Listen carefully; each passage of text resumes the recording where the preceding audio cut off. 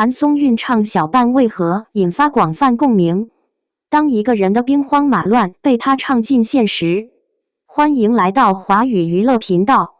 最近看完谭松韵与王锃亮合作演唱的小半舞台后，我最大的感受只有一句话：有些歌不一定需要最炫目的技巧，却能在某一个瞬间精准击中人心。小半并不是一首新歌，这些年翻唱他的人很多，唱得好的歌手也不少，但真正能够让观众在短时间内产生情感代入感的版本却并不算多。而谭松韵这一次的演绎，恰恰抓住了这首歌最难表达的部分，不是暗恋本身，而是暗恋者内心那场无人知晓的战争。当舞台结束后，许多观众在社交平台留言，说自己想起了学生时代，说自己想起了那个没有说出口的人，还有人感叹，原来成年以后听小半和年轻时已经完全不是一种感受。双引号。或许这正是音乐最神奇的地方，他唱的明明是别人，却让人听见了自己。小半为什么这么难唱？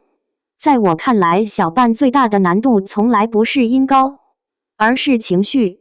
因为这首歌描写的并不是轰轰烈烈的爱情，而是一种克制到极致的喜欢。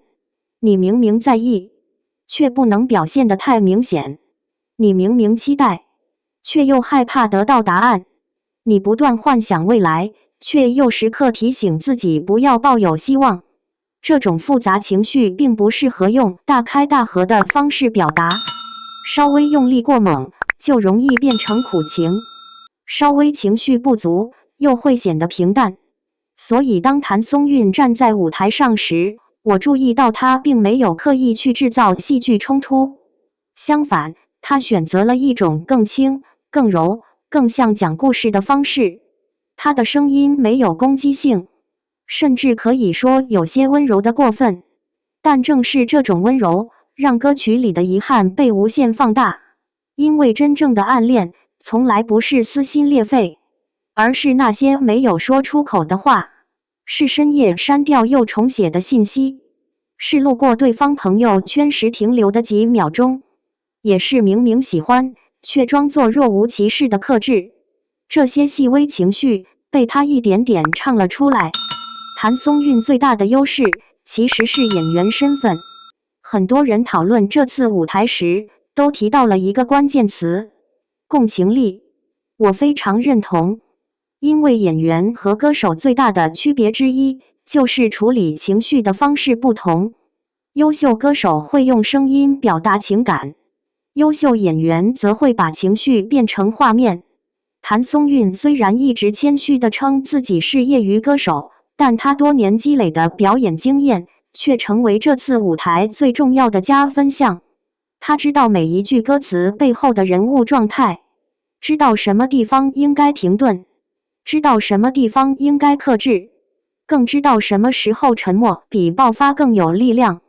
当他唱到那些关于喜欢与放弃的歌词时，我能明显感受到一种角色感，仿佛他不是在唱歌，而是在讲述一个女孩漫长的暗恋故事。这也是很多专业乐评人提到的观点。真正动人的表演，不是展示技巧，而是让观众忘记技巧，让观众只剩下情绪。从这个角度来说，谭松韵这次确实做到了。一个人的兵荒马乱，为何让无数人破防？我认为这句话才是整个舞台最核心的灵魂。什么是暗恋？年轻的时候，我们总以为暗恋是两个人的故事，后来才发现，真正的暗恋其实往往只有一个主角。所有期待是自己给的，所有幻想是自己编织的，所有失落也是自己承担的，对方甚至可能从来不知道。所以谭松韵提出暗恋是一个人的兵荒马乱时，很多观众瞬间产生了共鸣，因为这句话太真实了，真实到不像一句舞台感言，更像很多人青春时期的亲身经历。你会发现，那些最难忘的人，未必是陪伴最久的人，反而常常是那个没有开始也没有结局的人。因为遗憾会被记忆不断美化，而未完成的故事永远最让人难忘。这也是为什么小半能够持续多年被反复传唱。他唱的不只是爱情，而是每个人生命里那些来不及说出口的遗憾。王锃亮的存在让舞台更加完整。如果说谭松韵负责情绪，那么王锃亮负责稳定。这是我看完整个舞台后最直观的感受。作为拥有丰富经验的实力唱将，王锃亮的声音始终保持着极高完成度，温暖、厚重、沉稳，像一个经历过风雨的人。而谭松韵则像故事里的少女，带着犹豫，带着期待，带着一点点不敢靠近的勇气。两种声线相遇之后，产生了非常奇妙的化学反应。有网友形容，像一个还困在故事里，一个已经走出了故事。双引号，我觉得这个评价很贴切，因为小半本来就不是单一情绪的歌曲，它同时存在着不舍与释怀，存在着坚持与放弃，也存在着成长后的和解。两位演唱者恰好完成了这种情绪层次的呈现。比舞台更珍贵的是他的态度。这些年看娱乐圈节目，我越来越觉得一个现象很有意思：观众喜欢实力，但观众更喜欢真诚。而谭松韵身上最打动人的地方，恰恰是真诚。他公开承认自己不是专业歌手，承认会紧张，承认会出错，甚至反复提到自己和彩排时遇到的问题。有些人可能觉得这是不自信，但在我看来，这反而是一种勇气。因为如今的综艺环境里，很多人更愿意展示成功，而谭松韵愿意展示自己的不足。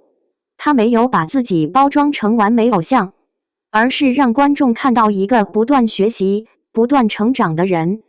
这种真实感往往比一次高光舞台更有力量。尤其是那句不是为了赢，而是不怕输。双引号。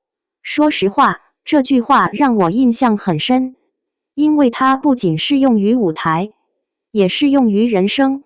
很多时候，我们真正害怕的并不是失败，而是害怕尝试。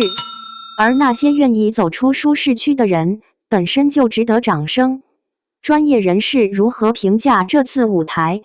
从音乐表达角度来看，多位业内人士认为小半最重要的是情感传递而非炫技，情绪控制、呼吸处理、故事感表达，这些往往比高音更重要。而谭松韵版本最大的优势正是叙事感，他把歌曲唱成了一个完整故事，让观众能够进入情境。从传播学角度分析，这种低冲突、高共情的舞台更容易形成长尾传播，因为观众讨论的不再只是唱功，而是自己的经历。当一个舞台开始承载大众情绪时，它的影响力往往会持续更久。网友评论区暖心刷屏。舞台播出后，不少网友留言：他不是在唱歌，他是在讲我的故事。双引号。学生时代的回忆突然涌上来了。